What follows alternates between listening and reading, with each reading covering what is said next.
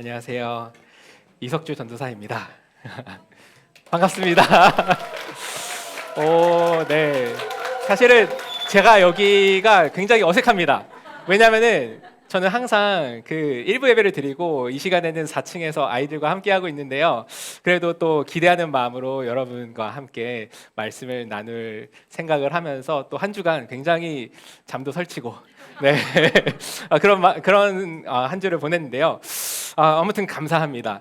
어찌 보면은 제가 이제 여러분과 말씀을 나누는 첫 번째 시간인데요. 그래서 이 시간에 무슨 말씀을 여러분과 함께 나누어야 될까라는 고민을 참 많이 했던 것 같습니다. 어떤 면에서는 제가 이제까지 해왔던 설교 중에서 뭐 좋은 거 아니면 내가 나누고 싶은 이야기도 있겠지만 이 나들목 꿈꾸는 교회 공동체에 필요한 말씀은 또 무엇일까라는 고민들을 하면서 사역자들과 좀 그런 이야기를 나누었습니다. 그러면서 특별히 이 다음 세대 아이들을 우리가 이 꿈꾸는 공동체로서 어떻게 하면 더 따뜻하고 어떻게 하면 또 그들에게 안전하고 그들이 더 성장할 수 있는 교회 공동체로 세워갈 수 있을까에 대한 이야기를 나눌 수 있으면 좋지 않을까라는 생각들을 좀 하게 되었습니다. 그래서 마침 그때 당시에 우리 새싹나무숲 교사 선생님들과 함께 그 풀러 다음 세대 연구소에서 지은 그로잉 영이라는 책을 같이 읽고 나눈 적이 있었는데요.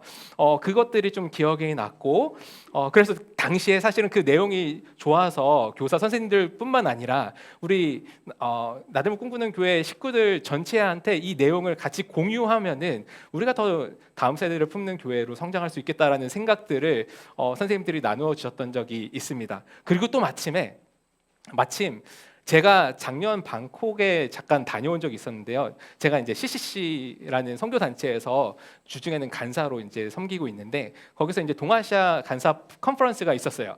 그래서 거기 가서 이제 좀 지내는데 메인 강사로 오신 분이 마침 이 풀러 다음 세대 연구소의 선임 연구원이시고 또 풀러 신학교의 실천 신학 교수님이신 그 스티브 얼규 교수님이라는 분이 오셔서 메인 강사로 이제 계셨고 그거 들으면서 굉장히 유익했던 경험이 있습니다. 그래서 오늘과 다음 주에 좀 그 내용들을 바탕으로 여러분과 말씀을 나누려고 준비를 하고 있습니다. 아무쪼록 이 시간 좀 우리가 함께 주님 앞에 나아가서 또 성령께서 우리의 마음을 조명하여 주셔서 우리 각 개인과 우리 공동체가 어떻게 하면 주님 앞에 주님이 원하시는 모습으로 형성되어져 가고 좀 바뀌어져 가고 또 성숙해 갈 수 있을지 고민하면서 말씀 앞에 서는 그런 시간 되면 좋겠습니다.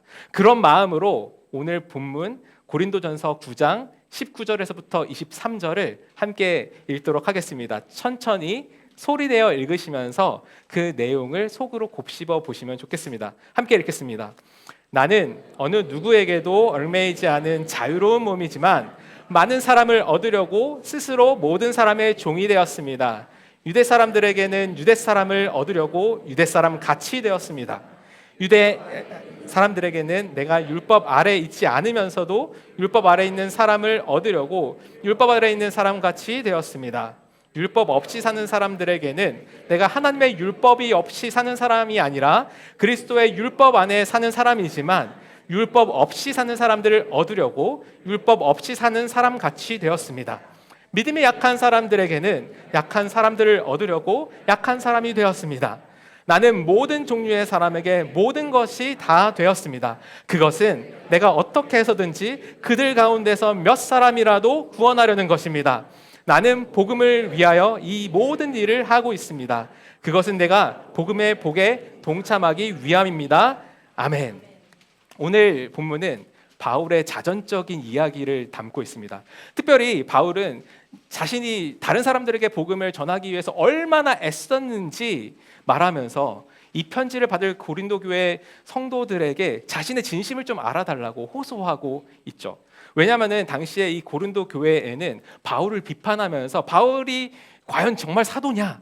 라고 하면서 바울의 사도권에 대해서 도전하는 그런 사람들이 있었기 때문에 그렇습니다. 그리고 그로 말미암아서 교회가 굉장히 큰 진통을 겪고 있는 상황이었습니다.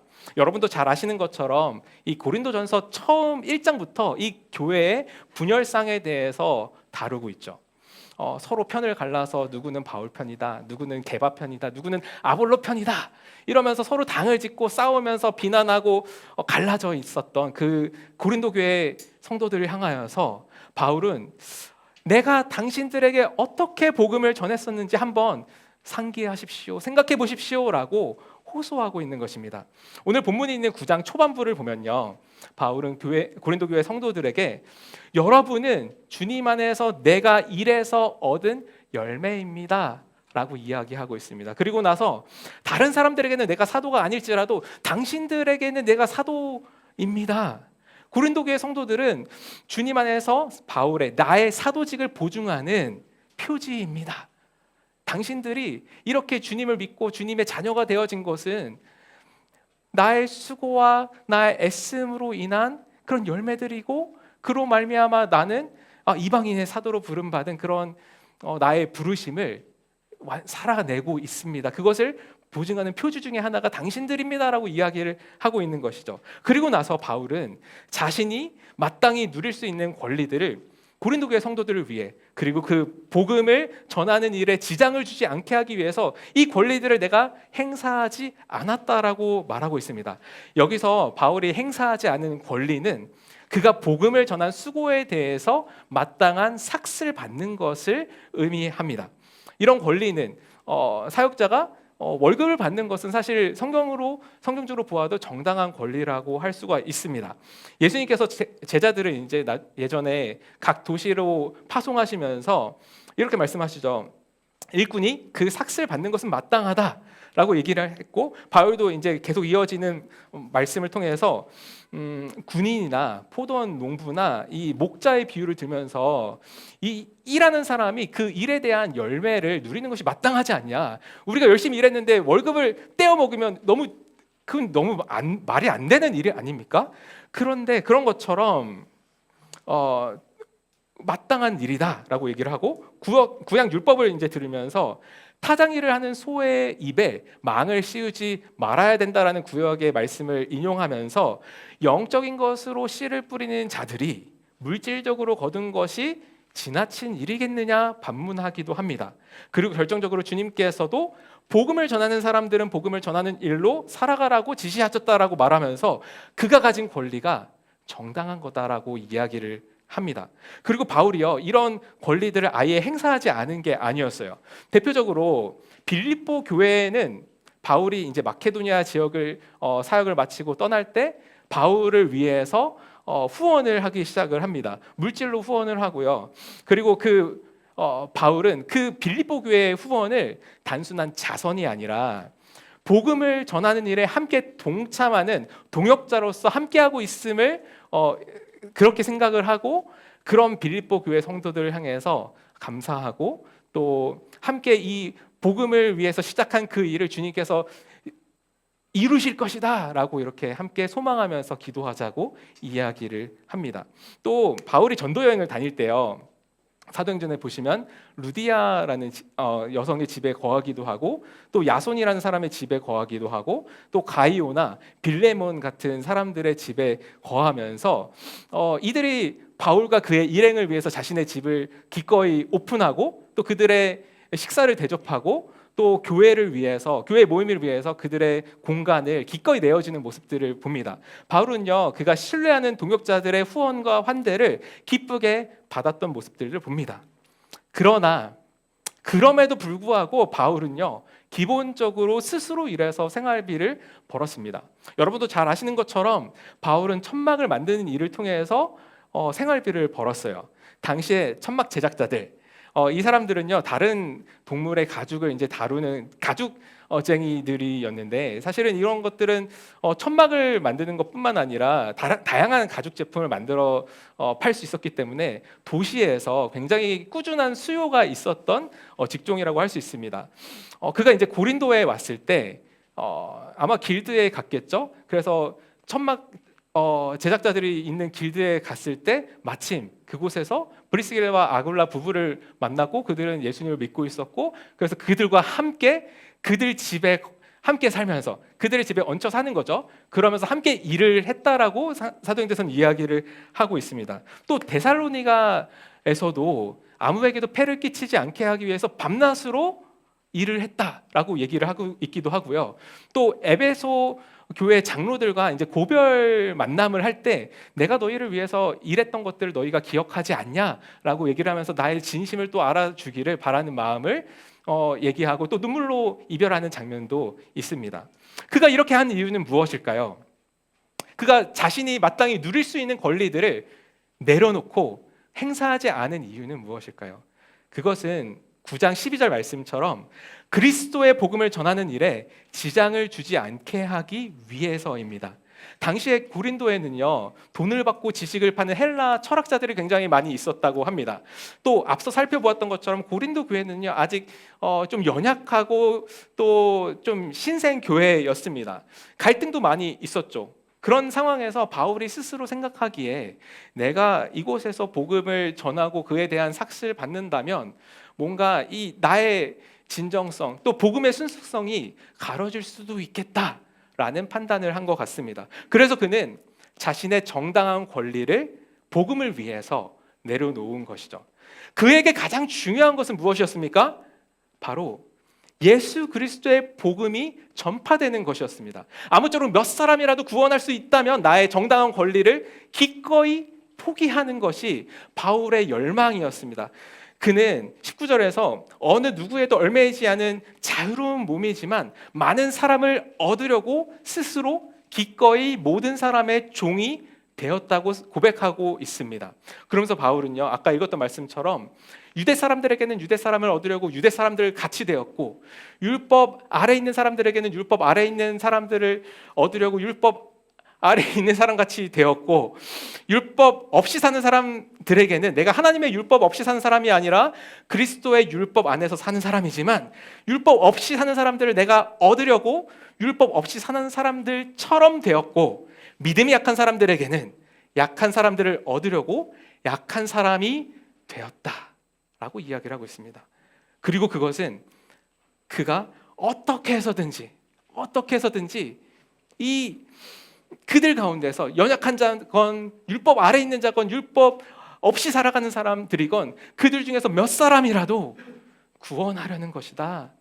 구원받았으면 좋겠는 마음으로 내가 이렇게 나의 권리를 기꺼이 내려놓고 있었다. 어쩌면 고린도 교회 성도들 중에 일부는 그렇게 좀 그런 바울의 모습을 보면서요, 어쩌면은 어떤 사람에게 가서는 이런 모습으로 있고 어떤 사람들에게 가서는 이런 모습으로 율법 없이 살아가는 것 같고 막 이렇게 막 뭔가 일관성이 없다고 느껴지는 그런 삶의 모습이었을지도 모르겠습니다.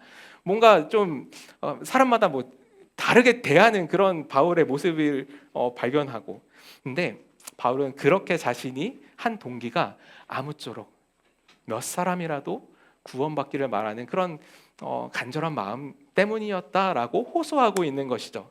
다른 사람을 얻어서 그들을 구원하는 것, 이것이 바울 삶을 움직이는 원동력이고 목표였습니다.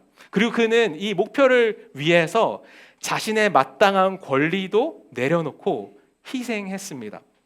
마치 운동 경기에 나가는 사람이 좋은 결과를 얻기 위해서 내가 먹고 싶은 것, 또 내가 쉬고 싶은 것, 그런 것들을 다 절제하고 훈련에 매진하는 것처럼 자신도 자신의 몸을 쳐서 굴복시킨다고 고린도전서 9장 말미에서는 그렇게 고백을 하고 있습니다.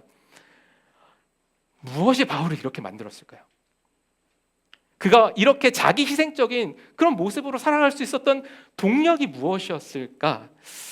모든 것의 시작은요, 다마스커스로 가는 그 길 위에서 시작됩니다. 그는 그 다마스커스로 가는 길 위에서 내가 그토록 핍박했던 나사렛 예수가 바로 하나님께서 보내신 메시아이자 부활하신 주님이시라는 사실을 깨닫게 됩니다. 보게 됩니다. 너무 깜짝 놀랐어요. 내가 지금까지 교회를 핍박했던 것이 아니 하나님을 핍박했던 것이구나. 그리스도 메시아를 내가 핍박했던 것들을 모르고 그냥 핍박했구나. 너무 충격을 받은 것입니다. 이 충격적인 깨달음 속에서 그는 이전에 내가 유익하게 여기던 모든 것들을 나의 혈통과 나의 많이 배운 그런 지식과 나의 그런 율법적인 의로움, 다른 사람들이 나를 인정해주고 세워주는 그런 모든 것들을 그리스도를 아는 지식에 비하면 아무것도 아니었구나, 오히려 이것들이 나에게 해로운 것이었구나, 배설물과 같은 것이었구나라고 그렇게 고백을 합니다. 그의 가치 기준이 180도 바뀌게 되어진 것이죠. 예수님을 만나면서요, 바울이 원래 가지고 있었던 세계관이, 율법으로 이루어진 그의 세계관이 완전히 다 바닥에서부터 끝까지 무너져 내리기 시작했습니다. 그리고 이제 바울은요, 예수라는 렌즈를 끼고 성경을 다시 재해석하기 시작합니다. 예수라는 렌즈를 끄고 나 스스로를 바라보기 시작합니다. 그리고 예수라는 렌즈를 끄고요, 이 세상을 다시 바라보기 시작하고 이웃들을 바라보기 시작하고 이 세상을 새롭게 보기 시작합니다. 해석학적인 전복, 이 가치 체계의 전복이 예수를 만나면서 바울에게 급속하게 이루어진 것이죠. 그리고 나서 그는 새로운 정체성을 갖기 시작합니다. 사실 여러 가지 정체성에 대해서 얘기를 할 수가 있겠지만 오늘 여기서는 바울이 이제 빚진 자로서의 정체성을 가지고 있음을 좀 살펴보고 싶습니다. 회방자요, 박해자요, 폭행자였던 심판받아 마땅한 괴수 중의 괴수인 내가 도리어 긍휼을 입고 사도로 부름받았다는 사실, 이게 바울에게 지울 수 없는, 갚을 수 없는 은혜의 빚으로 남겨지게 되었던 것 같아요. 그래서 로마서 1장 14절에 보니까 바울은 자신을 헬라인에게나 야만인에게나 이방인에게나 또 지혜 있는 자들에게나 어리석은 자들에게나 다 빚진 자다라고 고백을 합니다. 빚진 자의 새로운 정체성이 그에게 생긴 것이죠. 그리고 그는 새로운 삶의 목적과 의미도 발견하게 됩니다. 이제 하나님께서 아나니아에게 저기 바울이 눈 감겨서 이렇게 있으니까 이제 가서 그에게 안수하여서 손을 얹고 기도해 주라고 말씀하시면서 이 사람은 내 이름을 임금들과 이방인들과 이스라엘 자손에게 가지고 갈 내가 택한 나의 그릇이다 라고 이야기를 했습니다. 그리고 이 부르심을 바울은 나의 부르심으로 인정하고 받아들입니다. 이제 로마서에서 바울은 이렇게 고백하는데요, 이제 나는 이방 사람인 여러분에게 말합니다. 내가 이방 사람에게 보내심을 받은 사도이니만큼 나는 내 직분을 영광스럽게 여깁니다 라고 고백하고 있죠. 그는 이방인의 사도로 부름받았다는 그 사실을 너무너무 영광스럽게 여겼습니다. 이렇게 죄인 중에 괴수였던 나를 은혜로 이 복음을 전하는 당신의 그릇으로 삼으신 것이 그는 너무나도 감당할 수 없는 은혜라고 여겼고 영광스러운 부르심이라고 여겼습니다. 그래서 그는 그 부르신 주님의 영광의 무게 아래서 살아가기 시작했습니다. 그래서 그는요, 이 영광을 알고 있었기 때문에 하나님께서 나를 이렇게 은혜로 불러주시고 인도하시고 이끄셨다는 그 사실을 알고 있었기 때문에 여러 가지 복음 전도 그 여행을 다니면서 굉장히 많은 수고와 어려움과 죽을 위협과 이런 어려움들을 겪으면서도 그 중에서 그 와중에 어떻게든 복음을 전하려고 애쓸 수가 있었던 것이죠. 이러한 그의 열망은요, 그의 구체적인 삶의 방식으로 나타나기 시작하는데요, 그는 갈라디아에서 이렇게 선언합니다. 다 같이 한번 이번엔 개역개정으로 갈라디아서 2장 20절을 함께 읽도록 하겠습니다. 시작. 내가 그리스도와 함께 십자가에 못 박혔나니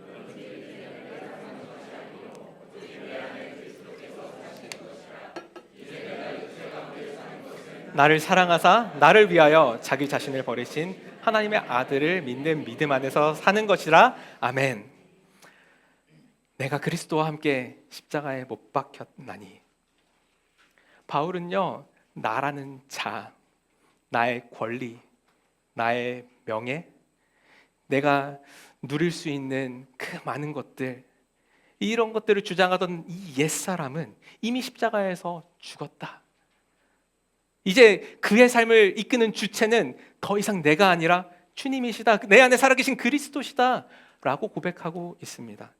이제는 내 능력으로 살아가는 것이 아니라, 내 경험으로 의지해서 살아가는 것이 아니라, 내 지식을 의지해서 살아가는 것이 아니라 내 안에 살아계신 성령의 능력을 의지하면서 그 성령의 능력 안에서 살아가는 새 삶이 나에게 시작되었다라고 고백하고 있는 것이죠. 그 주님의 능력 안에서 이제는 난 예수님을 믿었으니까 편안하고 이제 안온한 삶을 살아갈 거야라고 하는 것이 아니라 그리스도의 뜻을 따라서 자신을 기꺼이 비워가는 그런 삶을 살아가기 시작한 것입니다. 그렇게 주님을 따라가면서요, 바울의 삶을 보면요, 예수님께서 보여주신 이 성육신의 그런 이 모습을 본을 그의 삶으로 담아내기 시작한 것 같습니다. 그리고 그는 성도들에게 이렇게 권면하죠. 너희 안에 이 마음을 품으라. 곧 그리스도 예수의 마음이니 그는 근본 하나님 본체시나 하나님과 동등됨을 취할 것으로 여기지 아니하시고 오히려 자기를 비워 종의 형체를 지사 사람과 같이 되셨느니라.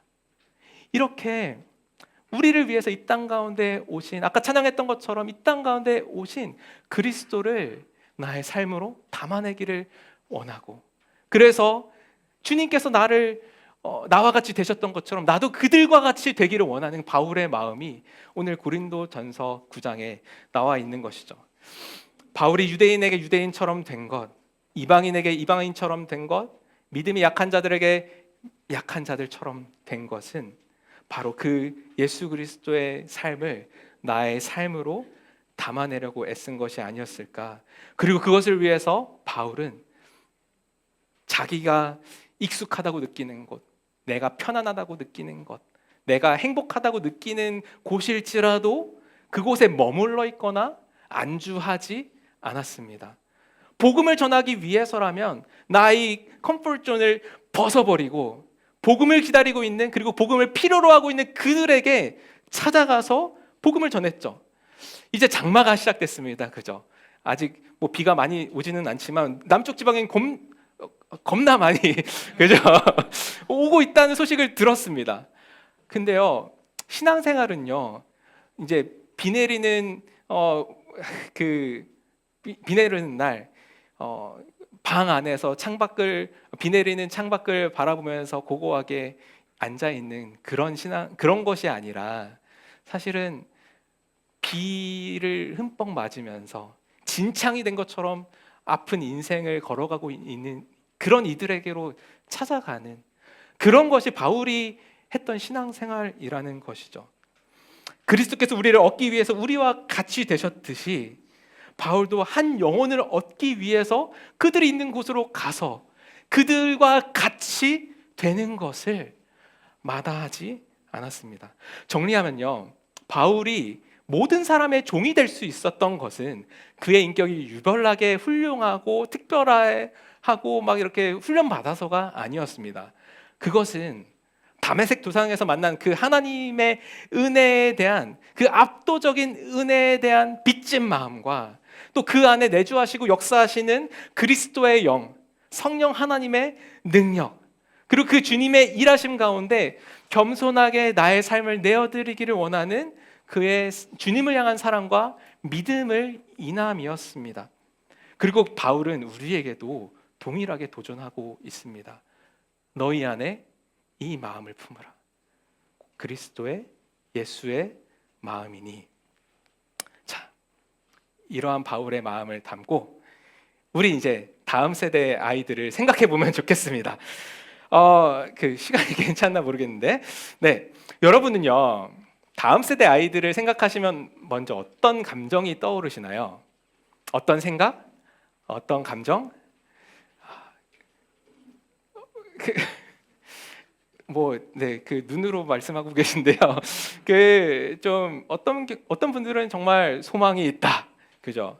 아니면 뭐 감사가 되는 경우도 있고, 또 이 아이를 바라보니까 기대가 되는 그런 마음을 가지시는 분들도 있을 겁니다. 아니면 불안하고, 그죠? 염려가 되고 걱정이 되고 막막하고 어디서부터 뭘 해야 될지 모르겠고, 진짜 이게 될 일인가 싶기도 하고, 얘는 왜 이런지 진짜 이해가 되지 않는 그런 답답한 마음이 들 수도 있죠. 그리고 또 그런 어떤 분들에게는 이 다음 세대 아이들이, 우리 가정교회 안에서 만나는 그 친구들이 나의 자녀가 정말 예수님을 함께 예배하면서 그 기쁨을 누리기를 원하는데 도저히 어디서부터 뭘 시작해야 될지 모르겠는 그런 막막한 마음이 그런 느껴지시는 분들이 있을지도 모르겠습니다.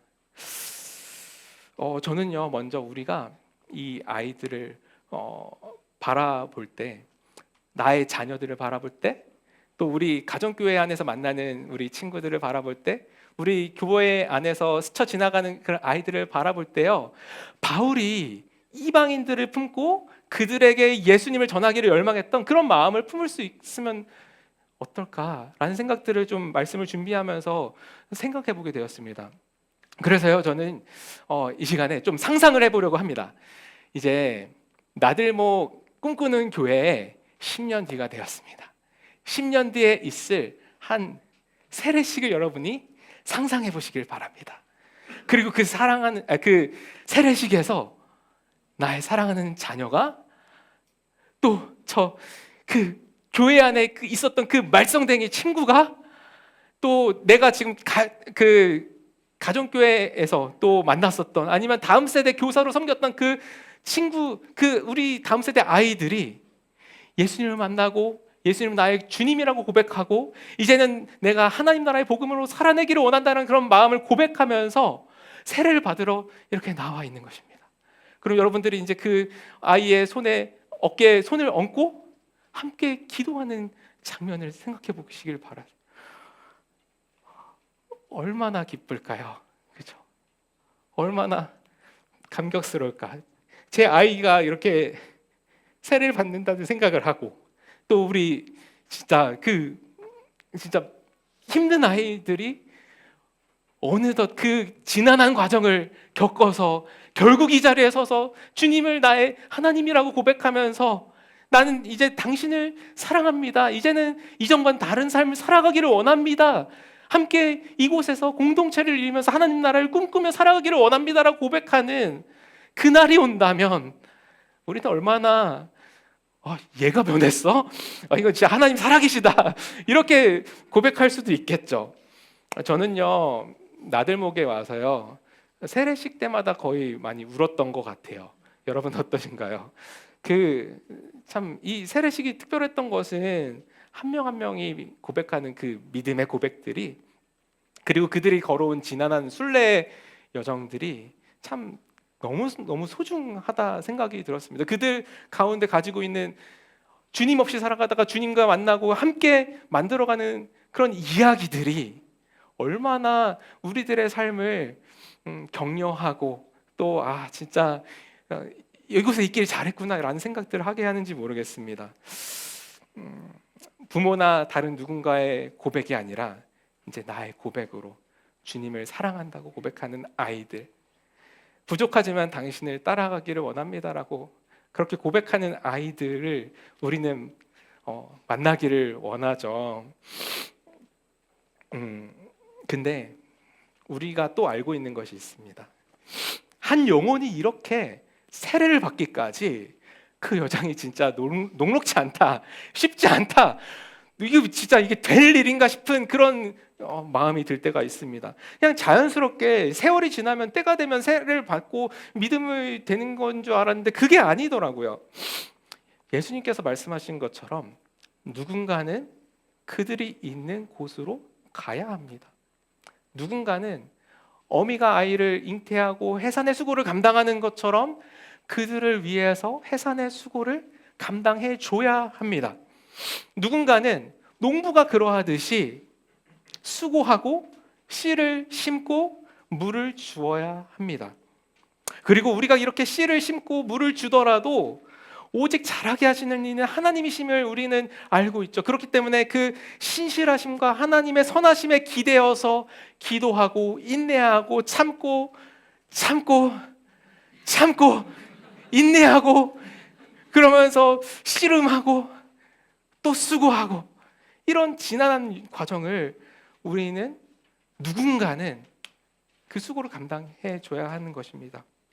오늘 앞서 살펴봤던 고린도전서 9장의 맥락 속에서 생각해 보면 우리가 다음 세대 아이들을 얻기 위해서는 우리가 다음 세대 아이들 같이 되어줘야 할 것도 같습니다. 자, 그럼 오늘 남아있는 시간에는 우리가 어떻게 하면 이 다음 세대 아이들을 얻을 수 있을지, 우리가 어떻게 하면 다음 세대 아이들에게 이 예수 그리스도의 복음을 전수하는 공동체로서 건강하게 세워져 갈 수 있을지를 나누려고 하는데요. 남아있는 시간에는 이제 지난 가을에 방콕에서 들었던 그런 강의를 바탕으로 이제 좀 정리해서 아주 짧게 나누려고 합니다. 아까 말씀드렸듯이 닥터 얼규가 이제 실천신학 교수입니다. 자, 실천신학은 뭘까요? 무슨 신학을 실천신학이라고 할까요? 실천하는 신학입니다. 어떻게 하면은 우리가 믿고 있는 바 이 신앙을 우리의 삶으로 살아낼 수 있을까를 고민하고 연구하는 그런 신학을 실천신학이라고 하죠. 이제 그 교수님이 강의를 시작하면서 실천신학의 중요한 4가지 질문에 대해서 이야기를 했는데요. 저는 우리가 다음 세대를 생각할 때, 우리 자녀를 생각할 때 어디서부터 어떻게 시작해야 될지 막막하게 느껴질 때 이런 질문들이 좀 좋은 길잡이가 되어줄 거라는 생각이 들었습니다. 이건요, 마치 좋은 의사가 환자를 진단하는 과정으로 비유할 수 있을 것 같은데요. 좋은 의사는요, 자, 어떠세요? 환자가 들어오면은 그 관상을 보고 이렇게 그냥 약을 처방하나요? 그렇지 않죠. 이제 어디 아프셔서 오셨어요? 언제부터 아프셨어요? 그 가족력은 없으신가요? 지금 먹고 있는 약은 어떠신가요? 또 이제 눈으로 환자의 상태를 살피고 또 청진도 하고 타진도 하고 촉진도 하고 필요하면 피도 뽑고 검사하고 엑스레이도 찍고 CT도 찍고 이러면서 그 여러 가지 검사를 통해서 이 환자의 현재 상황이 어떤지, 어떤 증상들이 정말 일어나고 있는지를 구체적으로 관찰하고 파악을 하려고 하겠죠. 이것이 바로 실천 신학의 첫 번째 단계입니다. 우리가 다음 세대를 품으면서 가장 먼저 해야 될 일은 바로 이들에게 지금 무슨 일이 일어나고 있는가, 이들이 어떤 일상을 가지고 있고 어떤 말과 행동을 하고 어떤 것에 관심을 가지고 어떤 것에 시간을 투자하고 이런 것들을 우리가 있는 모습 그대로 관찰할 필요가 있습니다. 이렇게 현상을 관찰한 다음에 좋은 의사는요, 그 증상에 대한 원인을 탐구하겠죠. 왜 이런 증상들이 나타났을지 여러 가지 클루를 가지고 추적하고 또 이제 이렇게 논리적으로 생각을 합니다. 마찬가지로 우리는 다음 세대들을 이렇게 관찰한 내용을 바탕으로요, 그들이 왜 그렇게 말하고 행동하는지 그 이면에 숨겨져 있는 이유를 탐구해 보아야 합니다. 근데 여기서 우리가 많이 하는 것은 생각해봐도 이해가 안 돼. 그죠? 참 쉽지 않은 것 같아요. 이렇게 그 이면에 있는 생각들을 왜 그러는지 그 마음의 동기에 대해서 우리가 참 알아가기가 쉽지는 않은 것 같은데 그렇기 때문에 우리는 우리의 경험이나 우리의 관점을 벗어나서 요즘 다음 세대 우리 아이들이 살아가고 있는 이 세상에 대해서 좀 이해할 필요가 있습니다. 우리 친구들이 무엇을 정말 즐거워하고 어디에 열광하는지, 어디에서 좀 고민을 하고 아파하고 있는지, 이 세상의 트렌드는 어떠한지, 이들이 살아가고 있는 세상 속에서 많이 들려지고 있는 이야기들은 과연 어떤 이야기들이 있는지, 이런 것들을 우리가 종합적으로 생각하면서 그런 환경 속에서 이 아이들이 있기 때문에 이렇게 생각하고 있구나라는 그런 방식으로 생각을 하면은 조금 더 그 아이들을 이해하는 데 도움이 될 겁니다. 필요한 경우에는 정말 이해할 수 없어. 전문가의 소견을 구할 필요가 있을 때도 있겠죠. 그리고 무엇보다도 우리는 이 세상이 왜 이렇게 엉망인지, 그죠? 왜 이렇게 깨어져 있는지에 대한 근본적인 이 세상의 이면에 흐르고 있는 타락의 내러티브를 우리는 알고 있습니다. 그런 관점에서 또 이 아이들을 바라보는 것이죠. 이 아이들이 정말 이런 깨어진 세상 속에서 상처받고 힘들고 그들도 미워하고 다투고 시기하고 경쟁하면서 지쳐있고 그래서 이런 모습으로 자라가고 있구나라는 그런 이면에 숨겨져 있는 그 아이들의 마음과 아픔을 알아봐 주시고 공감해 주시는 그런 작업들이 정말 필요할 겁니다. 그리고 그 안에서 정말 중요한 것이 있는데요, 이 아이들이 이렇게 행동하고 생각하고 살아가기에 이 아이들의 그 내면에서 아주 중요하게 흐르고 있는 이야기는 어떤 이야기들인가, 어떤 이야기, 어떤 내러티브가 이 아이들의 삶을 형성하고 있는가, 또 그 내러티브가 계속해서 이 아이들을 형성해 간다면 이 아이들은 어떤 모습으로 성장하게 될 것인가, 이런 질문들을 우리는 할 수 있습니다. 저는요, 우리 그 아이들이요, 인생에서 어떤 선택을 할 때 일부러 엄마 아빠를 빡치게 하려고 하거나 아니면 진짜 마음을 아프게 하기 위해서 어떤 선택을 한다고 생각하지는 않습니다. 의도적으로 그러지는 않는 것 같아요. 웬만해서는. 다음 세대 아이들도요, 세상이 어떻게 돌아가는지에 대한 나름의 세계관을 가지고 있을 거예요. 그리고 그러한 세상 속에서 내가 살아내기 위해서는, 생존하기 위해서는 나는 어떻게 살아가야 되겠구나라는 그런 나름의 그런 논리들을 아이들이 가지고 있을 겁니다. 그리고 그런 이야기들은요, 어쩌면 우리 어른들이 이 세상 속에서 만들어 놓은 그런 이야기들일 것이고, 그러면 이야기들이 자연스럽게 그 아이들에게 흘러간 것일 수가 있을 것 같습니다. 그리고 그들은 그렇게 전수된 내러티브를 가지고 그 내러티브를 바탕으로 말하고 행동하고 살아가고 있을 겁니다.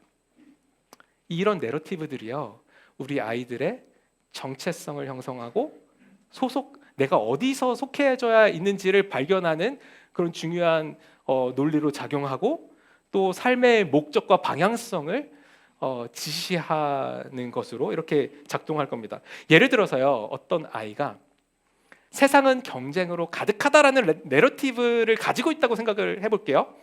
그럼 이 아이의 정체성은 어떻게 형성될까요? 세상은 경쟁으로 가득한 곳이야.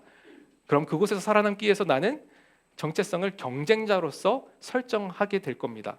그리고 소속을 하기 위해서, 내가 안정감을 느끼는 그 소속감을 얻기 위해서 나는 그 경쟁적인 세상 속에서 인정받음으로 이 소속감을 느껴요. 그러니까 나는 이곳에서 계속해서 승리해야 되고 이겨야 되고 뭔가 다른 사람들의 인정을 받기 위해서 애써야 되는, 나를 증명해야 되는 그런 모습으로 이 소속을 이렇게 소속되기를 원하는 그런 모습이 있을 수가 있겠죠. 그리고 그렇게 형성된 아이들의 삶의 목적은 어떨까요? 삶의 목적은 계속해서 승리하는 것, 계속해서 이겨야 되는, 그냥 뭔지 모르겠지만 어쨌든 계속 올라가야 되는 것이 그들의 삶의 목적이 될 겁니다. 승리하지 못하면요, 그들은 나는 이제 무가치한 존재다 라고 생각하게 될 수도 있겠죠. 아니면 어떤 아이는요, 이렇게 생각할 수도 있을 것 같아요. 세상은 위험한 곳이야. 어쩌면 그 아이가 어렸을 때 자라오면서 받은 어떤 상처들, 또 트라우마들이 작동해서 이 세상은 정말 위험한 곳이야 라는 그런 내러티브에 사로잡혀서 살아가고 있고 선택을 하고 말을 하고 행동한다고 생각을 해봅시다. 그러면 이들의 정체성은요, 생존자가 될 겁니다. 나는 이곳에서 살아남아야 되는 그런 사람이야. 그러면은 이제 나는 소속감, 그런 것보다 나는 안전한 장소가 필요해. 그죠? 그리고 이들의 삶의 목적은 나를 보호하기 위해서 모든 위험을 피하고, 그러다 보니까 뭔가 새로운 도전을 하거나 뭔가 시도를 하는 것이 이들에겐 정말 어려운 일이 될 수도 있을 것 같습니다. 만약에 그 어떤 공간에 한 아이가 어디 구석에 아이들과 어울리지 못한 채 혼자 있다라고 생각을 해봅시다. 우리는 그 아이를 바라보고 보통은 쟤는 좀 내성적인 아이구나 라고 레벨링을 합니다. 그죠? 근데요, 사실 이 아이의 기저에 흐르는 이 내러티브가 세상은 너무 위험하다라는 내러티브를 가지고 있다면 우리가 그 아이를 바라보는 시선, 태도가 조금 바뀔 수 있을까요? 저는 그 내러티브, 이 아이가 가지고 있는 이야기를 이해하면 이해할수록 그 아이와 공감할 수 있고 그 아이와 같이 될 수도 있고 궁극적으로 그 아이들의 마음을 얻을 수 있을 거라고 생각을 합니다. 그래서 그런 이야기들을 발견해 가는 것, 그것이 이 해석의 단계에서 매우 중요합니다. 우리가요, 진짜 이 다음 세대 아이들이 변화되기를 바란다면요, 이 아이들의 삶을 형성하고 있는 내러티브 자체가 변화될 수 있도록 그렇게 도와야 할 거예요. 그래서 이 해석의 단계에서는 그 행동 이면에 있는 어떤 내러티브가 있는지에 대한 것을 우리가 살펴볼 필요가 있습니다. 그리고 나서 우리는 그래, 이런 삶의 모습으로 살아가고 있는 이 내러티브를 가지고 이렇게 형성된 아이들이 그래, 이런 어떤 모습으로 변화되면 좋을지에 대한 그런 꿈을 꾸면 좋겠습니다. 어떤 모습으로 변화되어져야 될까? 무엇이 어떤 모습으로 어떻게 고쳐줘야 될까? 이런 것뿐만 아니라 어떤 경우에는 진짜 너무 잘하고 있는 너무 아름다운 너무 기특한 모습이 있을 수 있죠. 그럼 그 모습을 우리가 어떻게 지지하고 격려하고 세워서 그것을 더 잘할 수 있을지 도울 수 있을까? 이런 관점으로도 볼 수가 있겠죠. 하나님께서 이 아이들이 어떤 모습으로 성장하기를 원하시는가? 이런 질문들을 던지면서 구체적으로 꿈을 꾸는 겁니다. 아까 우리가 미래의 세례식을 상상했던 것처럼 이 아이들의 하나님, 얘네들이 정말 하나님 안에 사로잡혀서 살아가기 시작하면 이 복음 내러티브가, 하나님 나라의 내러티브가 이 아이들의 그 내러티브가 된다면 이 아이들은 어떤 모습으로 성장하고 변화하게 될까라는 것을 상상해 보는 것이죠. 만약 이들이 난 세상을 안전하지 않다고 느껴 라는 아이가, 그럼에도 불구하고 하나님께서 너를 사랑하시고 너의 피할 바위가 되시고 목자가 되어주시고 안전한 방패가 되어준다는 내러티브로 자신을 바라보기 시작한다면 이 아이의 삶이 어떤 모습으로 변화될 수 있을까요? 경쟁으로 가득한 세상, 그런 내러티브로 살아가고 있는 아이들에게 아니야, 그래, 세상은 그렇게 차갑고 경쟁으로 가득한 세상이지만 그런 세상 속에서 우리는 사랑하는 존재로 부름받았어. 내가 너를 그렇게 사랑했고 내가 너를 그렇게 사랑하기 위해서 나의 목숨을 내어줬고 그 목숨을 내어준 것처럼 너희도 서로 사랑하기를 바래. 그런 공동체를 꿈꾸길 바래라는 하나님의 마음이 이 아이들의 내러티브로 들어오게 된다면 이 아이들의 모습은 어떻게 변화되어질 수 있을까요? 정말 새로운 삶의 정체성과 또 공동체 속에서 또 새로운 삶의 목적을 가지고 정말 이 세상을 이제는 좀 더 살만한 곳, 사람 살만한 곳으로 변화시키는 그런 새로운 삶의 목적이 이들에게 있지 않을까요? 아이들을 만나다 보면은 진짜 대학에 들어왔는데도 불구하고 여전히 뭘 할지도 모른 채 살아가는 아이들, 그냥 되는 대로 살아가는 사람들이 너무나도 많이 있는데 이 아이들에게 정말 진정한 삶의 의미와 목적을 이 세상에서 말하는 것이 아니라 하나님이 말하시는 그런 방식으로 제시해 줄 수 있다면 이 아이들의 삶이 얼마나 달라질 수 있을까라는 생각을 합니다. 마지막으로 실천입니다. 좋은 의사는요, 이러한 과정을 거쳐서 비로소 그에 맞는 처방을 내릴 겁니다. 마찬가지로 우리도 이러한 과정을 통해서 보다 더 효과적이고 근본적인 도움을 줄 수 있지 않을까 싶습니다.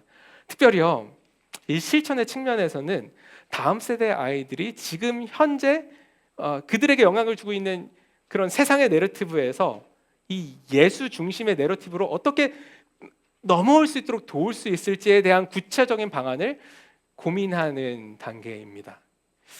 다음 세대 아이들이 사로잡혀 있는 그 다음 세대 아이들이 살아가고 있는 이 세상의 내러티브는 사실 지금 다음 세대 얘기를 하고 있지만 우리도 마찬가지 아닌가요? 우리도 이미 예수님을 믿고 따르기로 결단했지만 여전히 우리는 세상 속에서 시민으로 살아가면서 그 세상의 소음과 이야기들의 영향을 받으면서 살아가고 있습니다. 우리는 그렇기 때문에 이 세상의 이야기가 얼마나 강력한지 우리가 너무나도 잘 알고 있죠.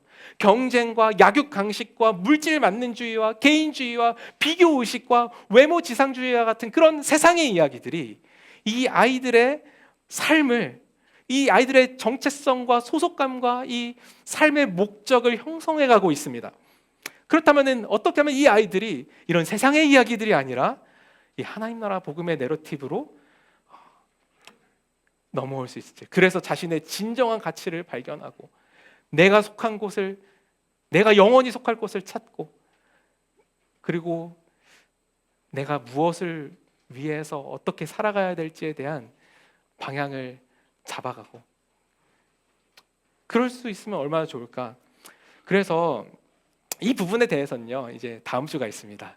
다음 주에 이제 더 구체적으로 나누려고 합니다만, 오늘 이제 꿈꾸는 가족 여러분도 한 주간을 이제 보내시면서 우리 공동체가 어떻게 하면 다음 세대 아이들에게 따뜻하고 안전한 공동체가 되어줄 수 있을지, 그리고 그들의 마음을 얻는 공동체가 되어줄 수 있을지, 그들에게 그래서 이 그들이 이제 세상 내러티브와 이 예수 내러티브 사이에 있는 그 큰 간극을 어떻게 하면 건너올 수 있도록 도울 수 있는 그런 공동체로서 우리가 성장해 갈 수 있을지, 그런 구체적인 실천 방안을 거창하지 않아도 됩니다. 소소할 수도 있고 뭐 거창할 수도 있어요. 아무튼 그런 구체적인 것들을 한번 한 주 동안 고민해 보시고, 또 가정교회 안에서 식구들과 나눠 보셔도 되게 좋을 것 같다는 생각이 듭니다. 말씀을 맺겠습니다. 바울은 예수님을 만나고 이전과는 전혀 다른 삶을 살아가기 시작했습니다. 이전에는 그를 사로잡고 있던 내러티브는요, 율법주의의 내러티브였습니다. 근데 그 율법주의의 내러티브를 벗어나서 이제는 예수 그리스도의 한량없는 은혜, 자격 없는 자에게 주어주신 그 값없이 주신 그 사랑이라는 그 새로운 내러티브 안에서 바울이 살아가기 시작했습니다. 그리고 그 안에서 자신의 새로운 정체성과 소속과 삶의 목적을 바울은 발견했습니다. 이제 그의 삶을 움직이는 주체는 내가 아니라 예수 그리스도. 이제는 내가 그리스도와 함께 십자가에 못 박혔나니 그런즉 이제는 내가 사는 것이 아니요 오직 내 안에 그리스도께서 사시는 것이라, 이렇게 고백을 합니다. 이것은 그냥 되는 것이 아니었습니다. 그는 마치 운동선수가 경기에 나갈 준비를 하는 것처럼 그 정당한 권리를 포기하고 절제하고 그 복음에 참여하기를 갈망하는 그런 매일매일의 씨름이 있었던 것을 우리는 바라볼 수 있습니다. 그래서 고린도전서 15장 31절 그 편지의 말미에 가면은요, 이렇게 고백합니다. 나는 날마다 죽노라. 나는 날마다 죽노라.